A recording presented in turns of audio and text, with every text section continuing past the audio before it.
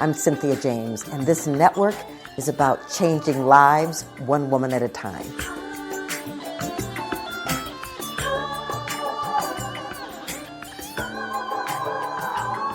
We are changing this planet one woman at a time. We're changing families and communities, and we're bringing our light, our energy, and our power to this planet because we're needed at this moment. This is the time of the divine feminine emerging. I get the honor of introducing you to extraordinary women who are change makers, who are here with extraordinary commitment and dedication to enlivening and uplifting the feminine. So let me introduce you today to Susan Jenkins. She is been on the shamanic path for 37 years.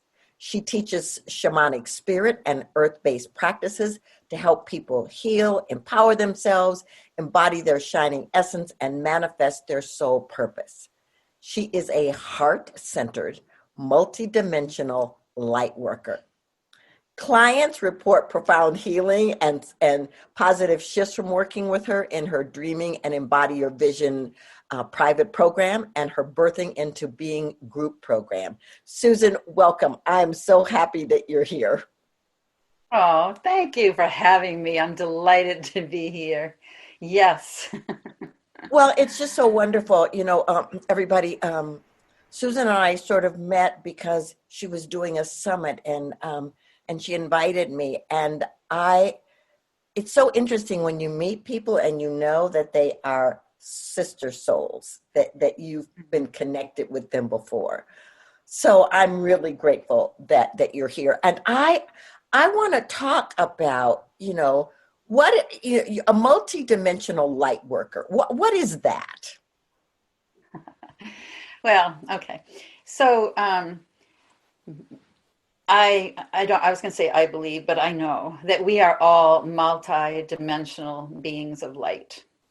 We are these beings of light who, in the center of our beings, we have this small body, this lifetime, yet we are multi-dimensional beings of light. And so being a multi-dimensional being light worker is that I am not only expanding and radiating my light from my center of my being out beyond my body, beyond the physical realm, but I'm also open to and receiving and connecting with all of the beautiful divine light that is flowing towards us when we're open to receiving it. And there are a lot of light beings in the spirit realms who are coming closer and closer and closer. I've found, Cynthia, especially in these past couple of years, I would say, I've had like these luminous light, a lot of different luminous light beings coming in closer and closer in my sphere, including a lot of goddess energy, as I have been deeply committed to tapping into my divine feminine essence and learning what that's about, learning how to really be rather than do, which I think a lot of we women are learning right now. To me, that's a lot of the remembering that our most divine connection, intuition, the dreaming from the earth comes from a space of quietness and beingness. And we're educated out of that to think, to educate, to, learn all the things. And so I feel like we're being called, men and women, to return back to that feminine essence, that place of beingness, which to me is in the shamanic work, my work. I'm dedicated to helping people drop fully in, be present in your body right here, right now, and at the same time, be aware of and expand it into the multidimensional beings of light that we are. And when we do that, wow, life is a whole other mystical and magical experience. Absolutely. And I love what you're saying, but I want to, a lot of the people that I know that follow me, are highly sensitive. They're intuitive. They get downloads. Sometimes they're being gifted, but they don't know how to put it together. Where did you come from? So, not from the etheric, but, what was the journey from your birth to doing what you do today? Because most of us who are doing this kind of work on the planet, this isn't how we were born. Yeah, yeah. Well, it's interesting. Someone asked me that earlier, Cynthia, and well, the shamanic work, I know that a very common thread, there are so many different ways of practicing shamanism, but the common thread is a deep, deep connection to the earth, to nature. It's like we're unified. Well, we all are unified and one with nature, but we're not so aware of it. From the get-go, I spent my life, I grew up in suburbia outside of Boston, but I spent all of my time when I wasn't in school or at home doing homework or what, out in nature. I would drag around this wooden ladder with my friend, and I think we climbed every single tree within a 3-mile radius of our house, and we would sit up there in the wind in a blizzard. And so my connection to nature has always been like my place. That's where I feel most grounded, most who I am. It's my happy place, and it's also my most soulful connection to who I am. So I really came in that way, and I had parents who really loved nature too. And then I had this experience. This is where the other part came from. I won't get into it a long thing, but I had a shamanic initiation through a very, very intense health crisis 37 years ago, where I was fine one day, and within a couple of days, I had so many crazy symptoms. I was in a wheelchair, I was practically blind, and I was told I didn't have very long to live, don't have children, and all hope was false hope. And at that time, I was listening, and from what I call my warrior self, listening, being like, wow, that is not my fate. And I was like, it was like I was able to step back from into who I am, this spirit being, and watching and really being in this place of quite a lot of knowing and wisdom, that everything I had I always been learning about, how we create our world, our belief systems, how language creates worlds. I was always very deeply into very non-traditional ways of thinking and being, since I was, probably a teenager. And so I just knew, oh, this is the time to bring in everything that I've been, interested in, bringing it together and healing myself. And so I was sent home, told all hope was false hope. And I heard a voice in my head saying, meditate. You're going to meditate starting tomorrow. Go outside on the earth at 10, 2, and 7 every day, and invite anyone who wants to be part of helping you to invite, to join you, and visualize yourself in perfect health, and we'll be there with you. And that's what I did. That was my big initiation. I heard voices. I was told I was a medicine dreamer. I was connecting, like the veils between the worlds were completely disappeared. And I just had this incredibly deep spiritual awakening and experience through this most intense physical dismemberment journey in shamanic terms. And, and then people, it took 4 years for me to go deep inside. I used a lot of other healers. I invited a lot of other healers to help me as well. But what I learned in that was, the power of not being victim to even the most dire of circumstances and even diagnosis, and really looking at how we get to choose what we believe in, question every thought, question everything that's being projected upon us. And so that's where I came from. Well, That got me here. Well, what I love, I love this story, but what I really love about what you are saying, and I really want to have this conversation with you, is obedience. Because some people could have heard that voice and not paid any attention because they were connected to the diagnosis or the fear or the doubt. And I really want to talk, because I've had experiences in my life where I've been guided to do things that made no sense. That other people were going, what are you doing? Are you crazy? Why are you going through that doorway? But there was something that said, if I'm obedient to this, there's something powerful. So I would love for you to just give me your take on obedience and really listening to that still small voice. Yeah. I mean, I feel like it's interesting because I feel like it's in the field right now, Cynthia. I mean, let's talk about it. We talked about it on my summit, dismantling the patriarchy, dismantling, the white supremacist society that we're all in, questioning authority, questioning every single thing that somehow we have been enculturated and educated into. This is how it is. This is who you believe. These are the authorities in charge, and don't even question it. And then, and so for me, that place of obedience, I've always been a rebel. And on some level, I've always been like, I haven't like just taken it on, been led. I mean, sometimes I have. I'm also a very trusting, innocent person. So I've let myself be led into situations where the people that I was then coming in contact with didn't have such virtuous ideas about what was going on. But I've always questioned that. And I feel like right now, this dismantling we're talking about, us stepping into our feminine power, us stepping into the center where the feminine energies are now really, really strong and pulsating, is questioning every single thought, questioning every single doubt that comes in. It's like, where did that come from? Let's release that. I do a lot of work around helping people call in portals in nature, like calling in a portal of nature in communion with our beings to release everything that is not ours, which is a lot in our field right now. And so we set up portals and we work with nature to release that. And then we get to be like, and who am I? Who am I without that thought? Who am I without that identity that was placed upon me? Who am I without all the rules about what a woman and a wife and a girl is supposed to be? Like taking the warrior's sword to the codependent trance that many of us were raised in is so diminishing and disempowering, and doesn't and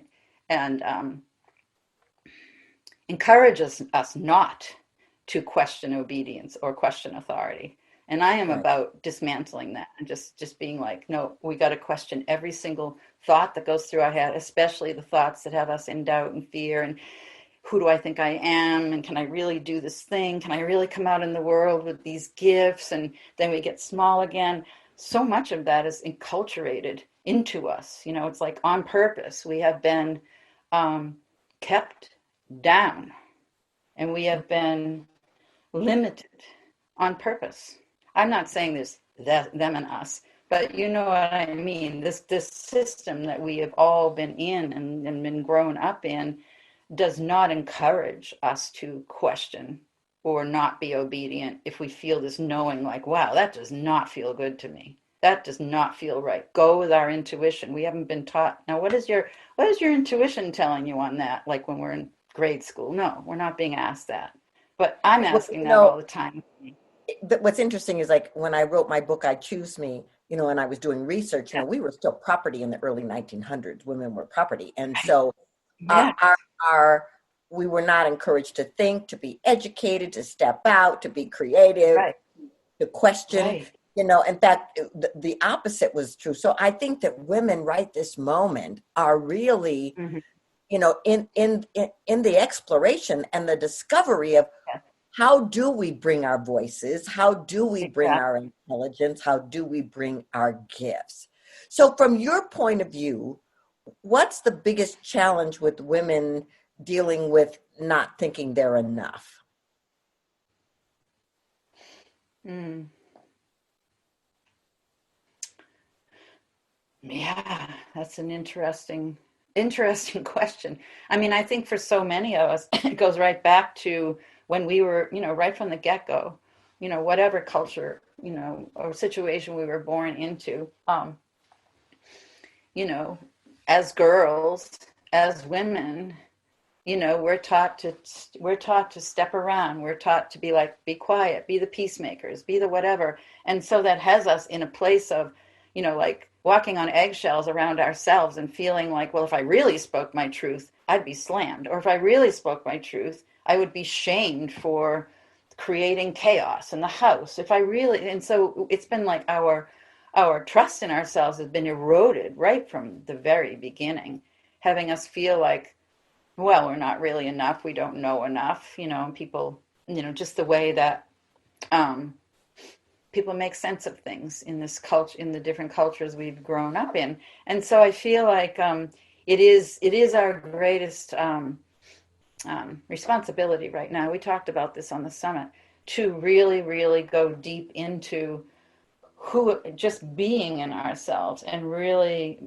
looking at what is it about me that doesn't feel enough just being? What is it about me? Why am I questioning this beautiful knowing that came from a dream and being like, oh, forget it. And looking at the voices, looking at the different ways that we inside of ourselves are echoing, a lot of what has come our way that we've never been taught to question or put up beautiful protective shields to prevent that from coming in. So it's at a very deep level. It's in our blood and our bones, and it's also ancestral. We're bringing in our ancestral lines that were, that were overpowered, that were disempowered, that were enslaved, that were whatever that was. And so it really is that deep inner warrior work of really creating a space, if we can. First of all, it's being able to create a space of self-love. And that's the first step. And it's like, whoa, that's not so easy for women. It's like, wow, I don't even know what that means. I don't even know what it would mean for me to do that. And is that enough? That's the other thing. I teach my clients too. It's like just being who we are. I don't even like to use the word just. Being who we are in the profundity and multidimensional space of who we actually are and who we are is so much more than not enough. It's like everything. And so for women to be able to even let themselves drop in and just be and not do, let their mind go rest on the earth and sit there and just be and look at what part of them doesn't feel enough because they're not doing or taking action.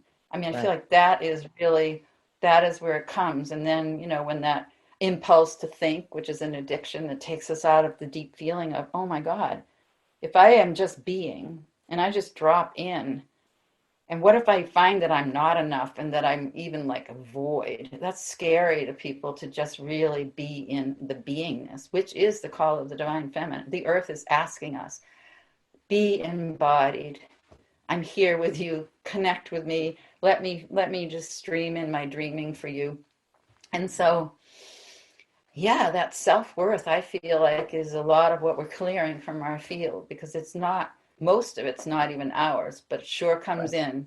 Maybe even as early as the womb. We're in the field of our mother's doubts of not feeling enough, right? Exactly.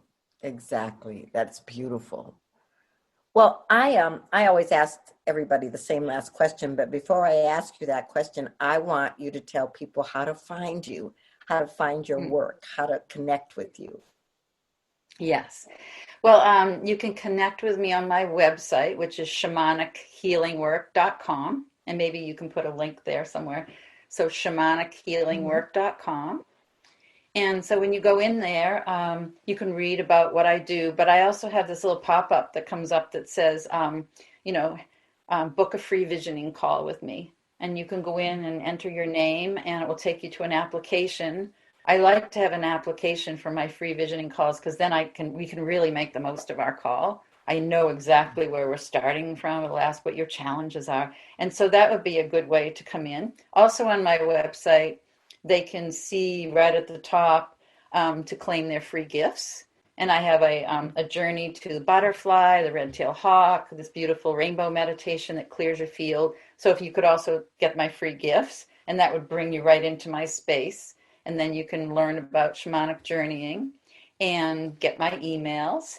And that's the primary way to get in touch with me. Just go to my website and you can follow the breadcrumbs from there.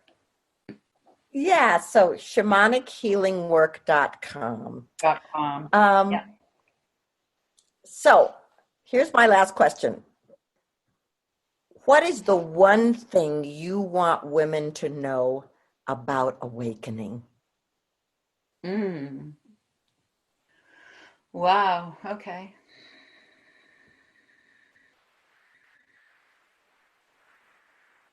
Well, what comes to me is to not be afraid of it. I feel like people are afraid to awaken. It's like, what does that even mean? And who am I to think that I could be awakened? And really let go of any ego or any worry about what that even means, and know. I mean, what I've discovered, I mean, awakening is a process. I mean, we're never, it's like this awakening and then birthing and awakening and awakening. But I feel like a lot of women are afraid to even allow themselves that opportunity or that chance to even think about awakening to the light of who they are. And I think that sometimes what stops them too, Cynthia, is that they're afraid. I remember this for me. If they let themselves really drop into the truth of their being and really awaken to the light of their essence, that their whole life might fall apart, that they might have to leave their family, they might have to leave their partnership. And it's possible that that's true. But I say, the to be illuminated and in the light of our being and not tiptoeing around and trying to fit into all the different boxes and not feel empowered is like dying. And so allowing ourselves to awaken, even if, I mean, we have to shed the skins, which all of us are doing whether we like it or not right now. I mean, everything's changing. And so not to be afraid of awakening, not to be afraid of what might happen if we really allow ourselves to do the work and to peel back the layers and know and trust that we're divine beings and that we have made agreements, soul agreements, and this time is exactly now. And if now is the time to awake, when you're like got this stirring and it's like, all right, I'm busting out of my chrysalis. I have to spread my wings. I have to do this no matter what. Then that's exactly what's meant to happen, which is happening to so many right now. So not being afraid about awakening, that just a Absolutely. beautiful journey of light. Yeah, thank you so much. Yes, ladies, do not allow the fear to stop you from moving. That's what we're Yes. called to do. Susan, thank you so much for being here. You've got so much wisdom and so much knowledge, and I'm so grateful to know you and to share you with my people. You're quite Oh, amazing. oh, thank you. Well, you too, my dear. I'm so glad I've had a chance to get to know you and meet you over these past couple of months. Just my pleasure and my honor. Thanks for having Oh, me. my pleasure. Okay, ladies, we put up new content every week. You get to meet amazing women doing extraordinary things. And I want to say that these are ordinary women doing Oh, extraordinary things. And so if they can do it, so can you. So please come back, share the podcast with other people. Know that I love you and I'm excited to be here sharing with you. And I will see you next time. Much love to you.